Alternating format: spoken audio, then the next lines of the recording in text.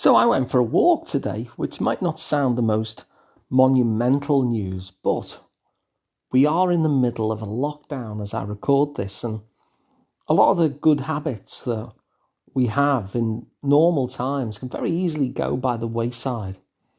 And so I've found with walking, now when I'm working from my normal office, which is closed at the moment, even though I'm open, I'm working from home at the moment on video and telephone calls, but when I'm at my normal office in the city centre, I will normally walk there, and that takes about an hour, and then I'll walk back. So on the days where I'm actually seeing people in person, I'm doing like 2 hours of walking that day, and it was really good for me. You know, I'd throw a podcast on or an audio book or some music sometimes, or I'd talk to somebody on the way home. You know, I'd have a phone call, and it was good for my well-being. It was good for me physically, and all of that went out of the window at the lockdown because, of course, I didn't have anywhere to walk to, and I was working from home, as I say. And so gradually I noticed that the walking stopped, and I was no longer walking at all. And in fact, on some days, I wasn't leaving the house. And so I thought to myself, well, this is something that needs to change, because typically I would walk, and I'd do quite a lot of walking through the week, and now I'm not doing any walking at all. And yet, with nowhere to go, you know, with no destination in mind, it was kind of difficult to motivate myself to get out there and go and walk. And so what I decided to do was to use one of the ideas that I often talk about on this podcast, which is to start really small. Use a really low bar so that you can kind of guarantee the win. I've mentioned it on quite a few of these episodes. And I thought, okay, that's what I'll do. So when I wake up in the morning, I've told myself that all I need to do is to go out of the house and do a 5-minute walk. A 5-minute walk is pretty easy to do, isn't it? It's 2.5 minutes walk, and then you walk back again. And of course, I'm free to do more if I want to. But as long as I do 5 minutes, and there's not really much excuse for not doing 5 minutes. And so that's what I decided. I'll be able to go out every day and do that 5 minutes.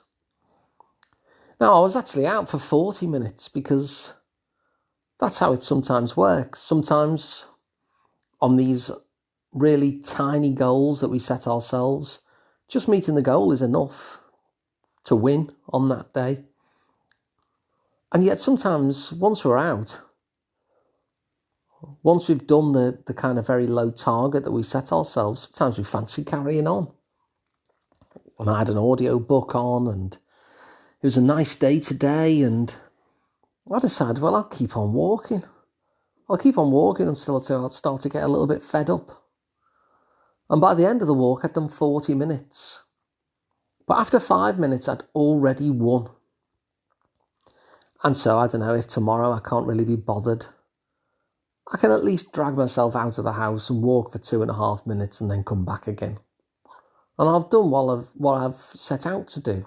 I'll have still won the day. And if I want to do more, I can, but I don't have to. Just that 2.5 minutes and then walk back again. And so I thought I'd share this because it's one of the ideas I often talk about when you're trying to go for a goal.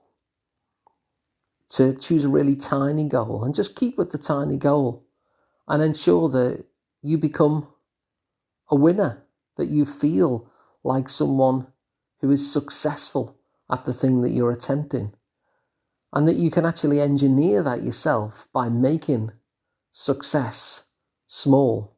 And that doesn't limit us, but it does get us going. And so I thought I'd share that so you could see how I've actually used that idea myself in order to try and bring something back into my life that had fallen out as a result of the lockdown. And so you could hear that, you know, this isn't something that I'm saying for the sake of it, but this is stuff that I find useful in my life too. And the fact that you're listening to me saying these things is actually helpful to me, because it reminds me of some of these ideas that might be helpful to you and so might be helpful to me, and this one actually was.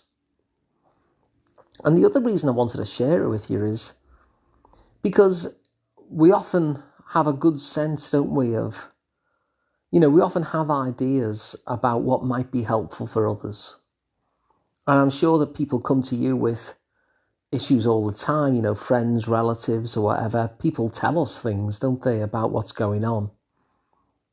And especially if they're in a situation similar to us, we might proffer that idea. We might say, well, this is something that's helped me in the past, so I'll just throw it out there in case you might find it helpful too. And yet one of the things that we'll often forget to do is to use that idea for ourselves. We've got a good sense that this is something that really might be helpful for the person who's talking to us about the problem that they've got. And yet, even though we might have a similar problem ourselves, we can sometimes fail to use that idea for us. Taking our own advice, I suppose. And so I wanted to do this podcast and share this little story about my successful little walk today. Because, one, it's a practical example of how I'm using these ideas myself and that they work, at least for me. And the research says they work, for many, many people. But secondly, just that sense of taking our own advice, those thoughts that we might share in a genuine, sincere attempt to help others,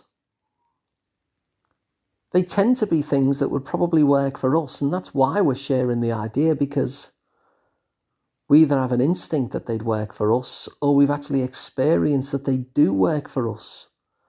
And so when we decide to take our own advice, the advice that we would give to somebody else in our situation, what we find is that they tend to work. And that's what I found today.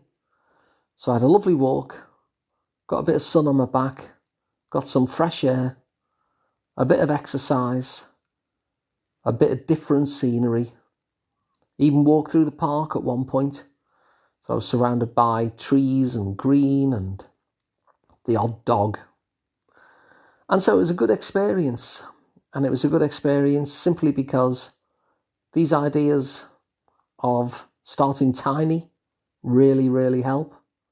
And secondly, because I followed my own advice.